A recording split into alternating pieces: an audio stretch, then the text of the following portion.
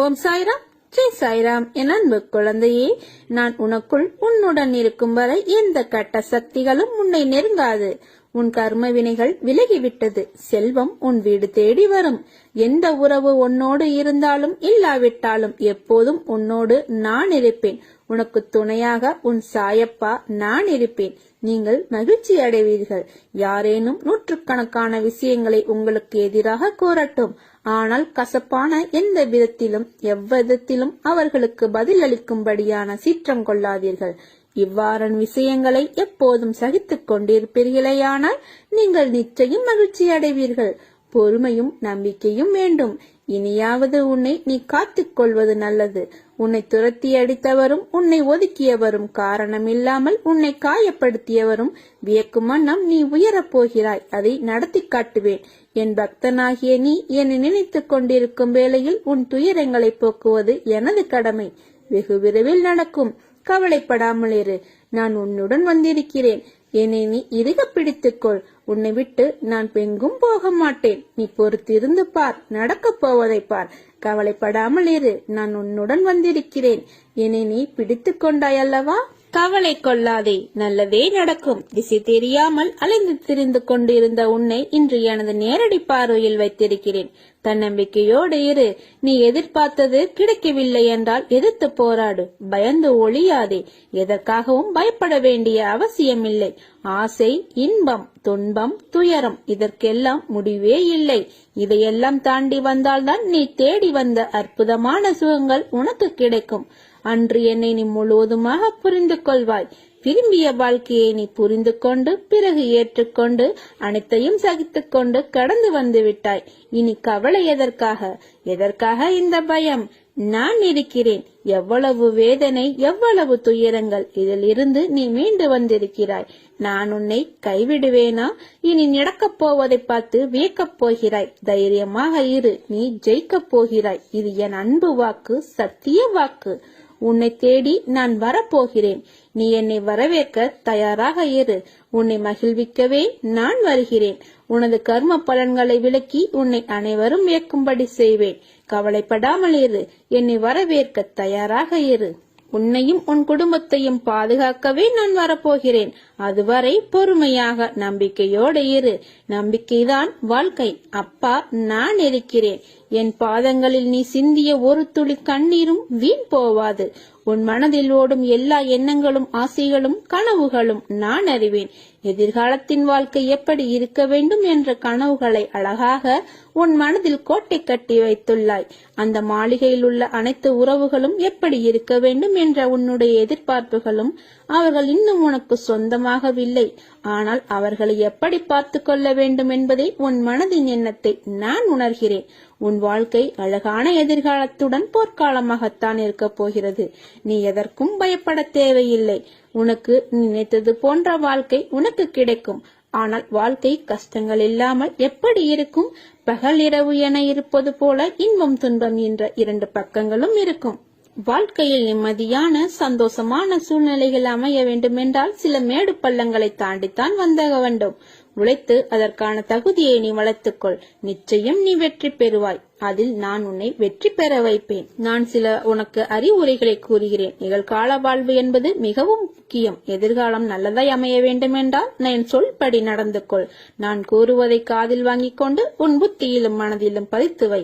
உன் வாழ்க்கையில் நீ அடுத்த நிலைக்கு செல்ல போகிறாய். அதனால் இப்போது இருக்கும் துன்பத்தை பற்றி கவலைப்படாமல் உன் வேலையை தொடர்ந்து செய். நீ வெற்றி பெறுவாய். உனக்கு நான் துணையாக இருப்பேன். ஏன் இத்தனை கேள்வியும் கொதிப்பும்? உன் மனதில் இருக்கும் அனைத்தையும் நான் அறிவேன். நான் பெற்றெடுத்த பிள்ளை நீ. உன்னை விட்டு நான் எப்படி போவேன் என்று நீ எப்படி நினைக்கலாம்? உன்னை வலுப்படுத்தவே நான் வந்துள்ளேன். நீ அறிந்தது இந்த ஒரு ஜென்மத்தில் தான் நான் உன்னுடன் இருக்கிறேன் என்று. எல்லா ஜென்மத்திலும் உன்னுடன் தான் நான் இருக்கிறேன், இருந்தேன், இருப்பேன். உன் உயிரின் அகண்டமாய் உன்னுடன் தான் நான் இருப்பேன். உனக்கான எல்லாம் நான் தருவேன். கொஞ்சம் காலம் பொறுத்து கொண்டாய். இன்னும் கொஞ்சம் பொறுத்துக்கொள். உன்னை புறக்கணித்தவர் உன்னை தேடி நீ காட்டிய அன்பானது தூய்மையானது என்று உணர்ந்து வருவார்கள். உன் அன்புக்காக ஏங்கி உன் அருமையை புரிந்து வருவார்கள். உன் ரணப்பட்ட மனதிற்கு மருந்தாக உனக்கு சுகம் பெற செய்வேன். இப்போது உள்ள மனநிலை கஷ்டங்களை பார்த்து மறுத்து போய் கண்ணீர் வற்றி இருக்கிறாய். இதை அனைத்தும் நான் மாற்றி அமைப்பேன். நீ என் மேல் கொண்ட பக்தியானது உலகை விட பெரியது. உன்னை என் பிள்ளை என்று சொல்லும் போது ஏற்படும் ஆனந்தத்தை வார்த்தைகளால் சொல்லி உணர வைக்க முடியாது. என் பிள்ளைகளுக்கு வாழ்க்கையில் நல்ல விஷயங்கள் அடியெடுத்து வைக்கும் காலம் வந்துவிட்டது. நீ என் பிள்ளை, அன்புக்கு பெயர் கொண்ட பிள்ளை. உன் மனதில் குதர்க்கமான எண்ணங்கள் எழுந்தால் அதை விட்டுவிடு. அதை பெரிதாக எடுக்காதே. மனமும் புத்தியும் நமக்கு பாதி நண்பன், பாதி எதிரி. அதனால் அவற்றை என் பாதத்தில் வைத்துவிடு. நான் பார்த்துக் கொள்கிறேன். நிறை குறை என எல்லோரிடமும் உண்டு. அதை திருத்த நீ முயற்சி செய். இப்படி குறையுடன் இருக்கிறோமே என்று வருத்தப்படாதே.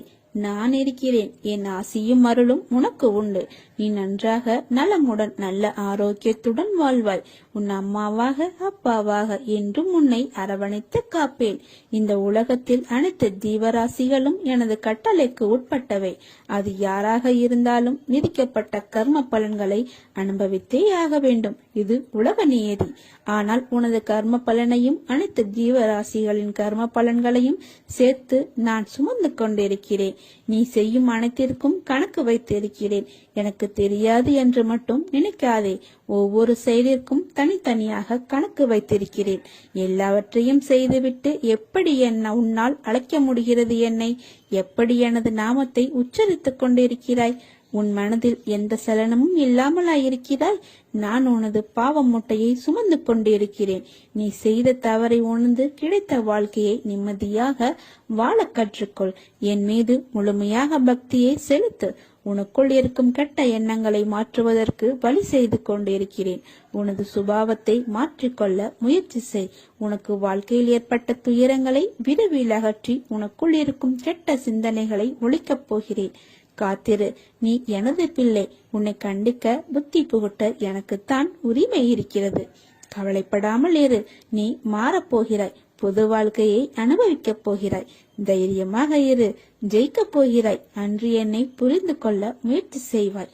பேச முடியாமல் தவிப்பாய். என்னை தேடி அலைந்து ஓடி வருவாய். ஆனந்தத்தில் என்னை பார்த்து அழுது விடுவாய். உன்னை தோற்க விடுவேனா? அதற்காகவா நான் உன்னை தேடி வந்திருக்கிறேன்? கவலைப்படாதே. நிச்சயமாக உன்னை கரை சேர்ப்பேன். இது தெரியாமல் கவலைப்பட்டு கொண்டிருக்கிறாய். நம்பிக்கையோடு இரு. நம்பிக்கைதான் வாழ்க்கை. அப்பா நான் இருக்கிறேன் நிழலாக. பஞ்சபூதங்களான இவ்வுடம்பு அழியக்கூடியது, நிலையற்றது. ஆனால் அதனுள் இருக்கும் ஆன்மாவே பரம்பொருள். அதுவே அழியாததும் நிலையானதுமான பரிபூர்ண உண்மையாகும். இப்புனித மெய்மை உணர்வு நிலை அல்லது பிரம்மமே மனதிற்கும் புலன்களுக்கும் அதிபதியாகும். நம்மை ஆட்டுவிப்பவரும் நம் சாய்பாபாவே. அவரே நம் பரம்பொருள். பயபக்தியோடும் உண்மையோடும் ஆன்ம உணர்வோடும் கண்ணீரோடும் நீ என்னிடம் செய்கின்ற பிரார்த்தனைகளுக்கு கேட்டுக்கொண்டு தான் இருக்கிறேன். நான் அளிக்கும் பதில்களை உன்னால் புரிந்து கொள்ள முடியாமல் போய்விடுவதால் உன் மனம் போன போக்கில் சுதந்திரமாக நடந்து தட்டி கழித்து விடுகிறாய். அதனால் பலனை அடைய முடிவதில்லை.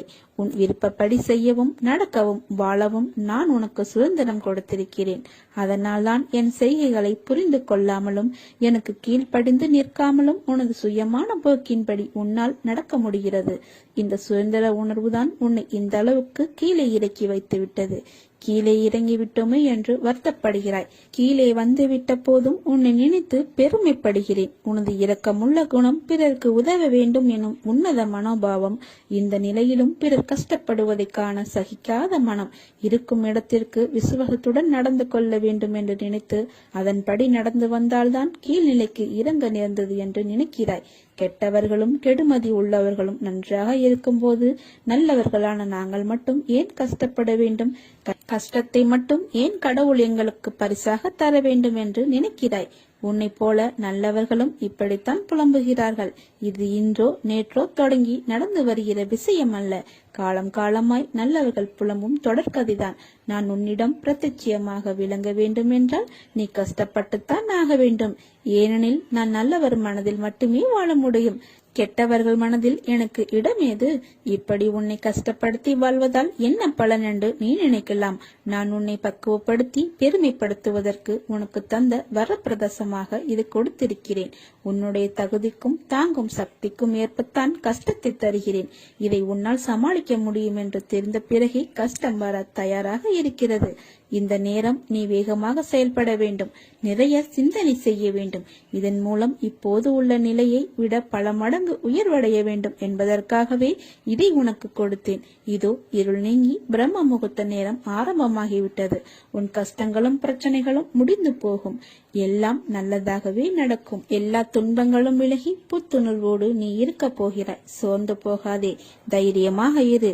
நான் உன்னுடன் உன் கூடவே இருக்கிறேன். எண்ணங்கள் என்ற வலையில் எல்லோரும் சிக்கிக் கொள்வது இயல்புதான். ஆனால் எண்ணங்கள் தான் செயலின் வெளிப்பாடு என்ற உண்மையை மறவாதே.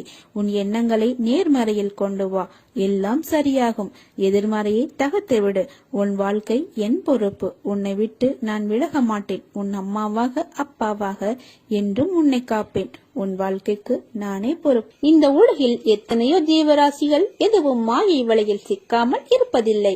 இந்த பிரபஞ்சத்தில் நீ எதை விதைத்து அதன்படி வாழ்ந்தாலும் மாயை இடைத்தரகராக வந்து உன்னை அலைக்கழிக்கும். எல்லா காலகட்டத்திலும் மாயைக்கு இயற்கை துணையாக நிற்கும். நீ நல்லது செய்து கெட்டதாக முடிவதும், கெட்டது செய்து நல்லதாக முடிவதும் மாய சக்தியால் தான் நடக்கிறது. மாய சக்தி பிரபஞ்சம் முழுவதும் பரவி இருக்கிறது. உன் வினையை நீ அறுவடை செய்தாலும் நிகழ்காலத்தில் நீ வாழும் போது இடம், பொருள், ஏவலை பயன்படுத்தி உன்னை உயர்த்தவும் தாழ்வடையவும் செய்கிறது. இதை எதிர்கொண்டு தான் வாழ்ந்துதான் ஆக வேண்டும். நிகழ்காலத்தில் உனக்கு பல பாடங்களை கற்பிக்கிறது. இந்த மாயை வெல்வது எப்படி? மாயை வெற்றி கொள்ள அதிகப்படியான சகிப்புத்தன்மை, நம்பிக்கை, நீடித்த பொறுமை தேவை. கெட்டது உன்னை அடையும் போது வேகம் அதிகமாக உள்ளது. நல்லது நிதானமாக பயணித்தாலும் சோதனையை சந்திக்காமல் வெளிவராது. முடிவு நீ ஏற்கும் பக்குவத்தில் தான் உள்ளது. மனதார அதை ஏற்றுக்கொள். மனதில் எதையும் தாங்கி சோகத்தில் மூழ்காமல் அதனோடு பயணிப்பதை மாயை எதிர்கொள்ள சிறந்தது. வருவதை ஏற்று மனதில் வெறுமையை உருவாக்கி மனம் அமைதி பெறுவதே மாயையை வெல்வதாகும். நற்செயல் சிந்தனை உன்னை உயர்த்தும். மாயை உன்னை சுழல விட்டாலும் வெற்றியை அளிக்காமல் விடாது. உன் வினை உன்னை துன்புறுத்தி வேதனையில் அலைய விட்டாலும் அதை மனதார ஏற்றுக்கொள். இதுவே வினையை அறுக்கும். இறந்த காலத்தையும் எதிர்காலத்தையும் மறந்து நிகழ்காலத்தில் உண்மையாக வாழ். நீ செய்த செயலை நினைத்து அது தவறான செயல் இருப்பதை அறிந்து அதை மீண்டும் வராமல் பார்த்துக்கொள். தவறு செய்வது இயல்புதான். ஆனால் அதை மீண்டும் செய்யாமல் பார்த்துக்கொள். பிறர் உன்னால் படும் வேதனையே உனக்கு வினையாக தொடர்ந்து மாயையில் சிக்க வைக்கும். பொறுமை, நிதானம் அவசியம் தேவை. இதைவிட மிக பெரியது சகிப்புத்தன்மை. சகிப்புத்தன்மை கொண்டவன் மாயையை வென்று விடுகிறான். எனவே வாழ்க்கை பயணத்தை இனிமையாக்கி மாயையை வெற்றிக்கொள். உனக்கு எல்லா சூழ்நிலைகளிலும் நான் துணை நிற்பேன். என் வார்த்தைகள் மீது நம்பிக்கை வைத்து செயல்படு. வாழ்க்கையில் நீ உயர்ந்த நிலையை அடைவாய். வாழ்வில் என்றும் நாணயம் போல இரு பக்கம் இருக்கும். ஆனால் அதில் ஏதோ ஒன்றில்தான் நமக்கென்ற தேவைப்படும் பக்கம் இருக்கும். நமக்கான இடம் வரும் வரை நம் பக்கத்திற்காக காத்து கொண்டுதான் இருக்க வேண்டும். இந்த கணம் மிக கடினமாக தோன்றினாலும் அடுத்த கணம் மிக அதிக சுகமாக தோன்றக்கூடும். எனவே எந்த நேரத்திலும் வாழ்க்கையை வெறுக்க கூடாது. நம்பிக்கை மற்றும் பொறுமையை இழக்காமல் இருங்கள். உனது தோஷங்கள் விலக உன் விருப்பப்படியே உன் வசதிக்கு ஏற்றவாறு தானங்கள் செய். மங்களம் உண்டாகும். அனைத்தும் நலமாகும். பந்தயத்தில் பல குதிரைகள் வந்து கலந்து கொள்ளும். ஓடும் குதிரை மட்டும்தான் வெற்றியை பறிக்கிறது. பிறக்கும் மனிதர்கள் எல்லோருக்கும் வாழ்க்கை ஒன்றுதான். நம்பிக்கை கொண்டு முயற்சிப்பவர்க்கும் தான். மனிதன் எந்த மதத்தையும் பின்பற்றலாம். ஆனால் ஒரே ஒரு மதத்தை மட்டும் பின்பற்றக்கூடாது. அதுதான் தாமதம். என் திறமையை நீ தெரிந்து கொள்ளாமல் இருக்கிறாய். பிற உலகை நம்பி என்னை உதாசீனப்படுத்துகிறாய். அப்படி இருக்கையில் என் உதவி உனக்கு எப்படி கிடைக்கும்? நான் இருக்கிறேன் என்ற விஷயத்தை நீ மறந்து விடாதே. நீ இருப்பதையும் நான் மறக்க மாட்டேன். நம்முடைய இருவரின் அனுபந்தத்திலேயே நான் இருக்கிறேன். அதை தெரிந்து கொள். அது போதும். நான் உன்னை காப்பாற்றுகிறேன். எல்லாம் நன்மைக்கே என்று நம்பு. உன் நம்பிக்கையும் பொறுமையும் தான் வாழ்க்கையை வெற்றி என்னும் திசையில் பயணிக்க வைக்கும். நீ சிறு வயது முதற்கொண்டே கஷ்டங்களை பார்த்து வளர்ந்து இன்று முன்னேறும் தருவாயில் ஏற்படும் தடைகளால் மனதைரியத்தை இழந்து வருகிறாய். துவளாதே, உனக்கு துணையாக நான் வருவேன். உன்னை சிம்மாசனத்தில் அமர்த்தும் வரை உன்னை நான் தாங்குவேன். இது என் சத்திய வாக்கு. நீ என் அதிதீவிர விசுவாசி. நீ என்னுடன் மிகவும் நெருக்கமாக இருப்பதால் ஒவ்வொரு முறையும் நீ உன் கண்களை மூடும் போது என் இருப்பை நீ உணர வேண்டும். உன் ஆழ்மனதில் ஆழமாக பார். நான் உன் பெயரை அன்புடன் அழைப்பது உனக்கு கேட்கவில்லையா? நீ உறங்கும் போது காவி உடை அணிந்த 12 துறவிகள் உன்னை சுற்றி காவலுக்கு நிற்பதை காண முடியவில்லையா? உன் வீட்டிலோ அல்லது கோயிலிலோ தொடர்ந்து 14 நாட்கள் தனி தீபம் ஏற்றி வா. நீ நினைப்பது நிறைவேறும். அப்பா, நான் இருக்கிறேன். நீ அழுதாலும் சிரித்தாலும் என்னை திட்டினாலும் உனக்கு எது நல்லதோ அதை மட்டுமே நான் தருவேன். ஏனென்றால் நான் உன் தாய். ஒரு தாய்க்கு மட்டுமே தெரியும் தன் குழந்தைகளுக்கு எது நல்லது என்று. குழந்தையே, முதலில் ஒன்றை புரிந்து கொள். இந்த உலகத்தில் குறைகளே இல்லாத குடும்பம் கிடையாது. வேதனையும் வலியும் இல்லாத மனிதன் கிடையாது. வாழ்நாள் முழுவதும் மகிழ்ச்சியை மட்டுமே அனுபவித்தவனும் கிடையாது. இதுவே உலகின் இயல்பு நிலை என்பதை அறிந்து வாழ பழகிக்கொள். இக்கரைக்கு அக்கறை பச்சையாகத்தான் தெரியும். ஆனால் அருகில் சென்றால்தான் உண்மை தெரியும். அதுபோலத்தான் நீ நினைக்கும் சில விஷயங்களும். நான் உன் வாழ்வில் செய்ய நினைத்தது எதுவுமே தடைப்படாது. ஆகவே கவலைப்படாதே. உனக்கு எது நல்லதோ அது நடந்தே தேரும். இன்றைக்கு உன்னிடம் பிடிவாதத்தை உன் சாயப்பா கண்டேன். என் பிள்ளைக்கு வாழ்க்கையில் எல்லாம் கிடைக்க வேண்டும் என்றுதான் உன் சாயப்பாவின் ஆசை. ஆனால் அதில் சின்ன வித்தியாசங்கள். உனக்கு நல்லனவற்றை மட்டுமே உனக்கு வழங்க நான் ஆசைப்படுகிறேன். என் பிள்ளை இன்றைக்கு பிடிவாதம் பிடித்ததற்கு அர்த்தம் வாழ்க்கையில் எனக்கென்று எதுவும் கிடையாதா, என் கனவுகள் நிறைவேறாமல் அப்படியே இருக்கின்றதே என்ற ஆதங்கம்தான். ஏன் எனக்கு மட்டும் இப்படி என் வாழ்க்கையை நான் சந்தோஷமாக அனுபவிக்க எனக்கு நேரம் நீங்கள் ஏன் தரவில்லை என்று என் பிள்ளை என்னிடம் ஏங்கும் அளவுக்கு வாழ்க்கையில் கர்மா என் பிள்ளையை கொண்டு போய் நிம்மதியில்லாத சூழ்நிலையை உருவாக்கி கொண்டு விட்டதே என்று என் மனம் வலிக்கிறது. சாயப்பா, உங்களைதானே என் உயிராக நான் கருதுகிறேன். உங்கள் சொல்தான் எனக்கு வேத வாக்கு என்று நினைக்கும் உங்கள் பிள்ளைக்கு நீங்கள் இப்படியாய் செய்வது என்று ஒரு பக்கம் கோபத்துடனும் வருத்தத்துடனும் ஏங்கி நிற்கும் நிலையை பார்த்து கண்ணீர் வருகிறது.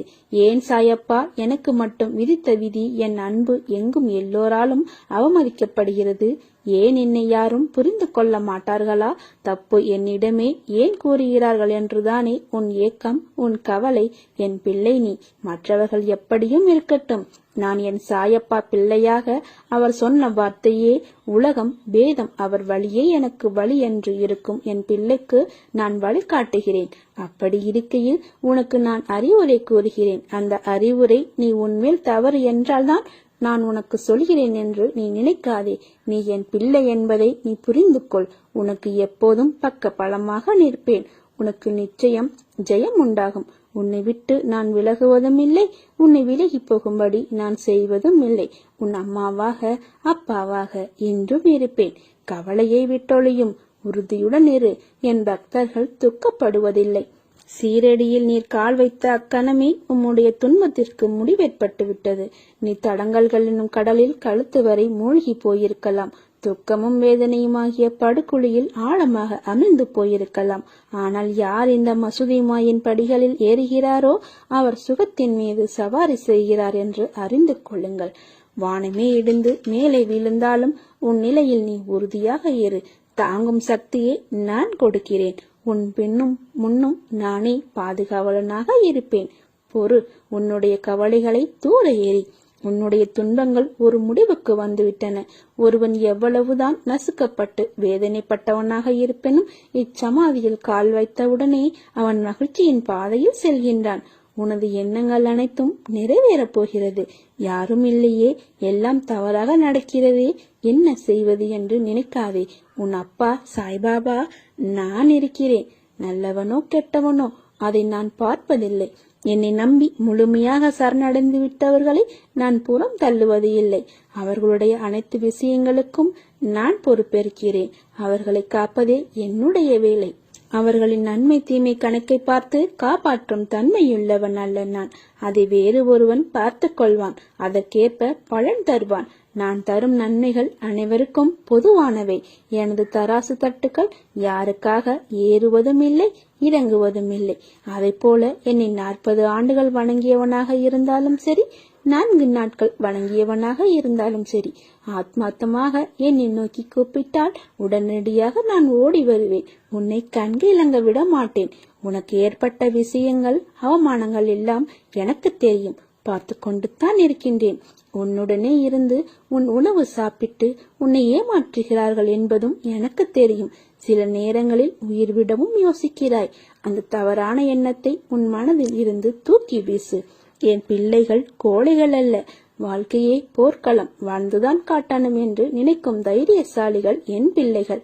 உன் வாழ்க்கையை நீ வாழ். உன் கண்ணிற்கு ஆளானவர்களை நான் பார்த்துக் கொள்கிறேன். அவர்களை எப்படி பந்தாடுகின்றேன் என்று மட்டும் நீ பார். நீ தனியாக இல்லை.